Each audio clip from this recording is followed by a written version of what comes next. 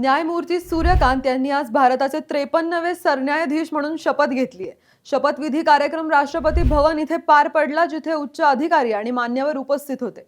हा कार्यक्रम न्यायासाठी एक महत्त्वाचा क्षण ठरला आहे, कारण न्यायमूर्ती सूर्यकांत यांचा न्यायिक प्रवास अत्यंत प्रभावी राहिलेला आहे आणि त्यांच्या अनुभवाचा लाभ भारतीय कायदा व्यवस्थेला मिळणार आहे। सूर्यकांत यांच्या नेतृत्वाखाली सर्वोच्च न्यायालयाचे निर्णय अधिक न्यायपर आणि नागरिकांसाठी विश्वासार्ह ठरतील असा विश्वास आहे। त्यांच्या मार्गदर्शनाखाली कायदा व्यवस्था अधिक मजबूत होईल आणि नागरिकांना न्याय मिळण्याची प्रक्रिया अधिक सोपी, स्पष्ट आणि जलद होईल।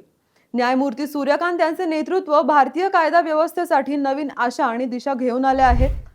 हा क्षण फक्त शपथविधीपुरता मर्यादित नाहीये, तो असा संदेश देतो की अनुभव, प्रामाणिकपणा आणि न्यायाची सेवा हे कायद्याच्या अचूक अंमलबजावणीसाठी अत्यंत महत्त्वाचे आहेत। आजपासून नागरिकांसाठी न्याय मिळवणे अधिक सोपे, जलद आणि विश्वासार्ह होईल अशी अपेक्षा आहे।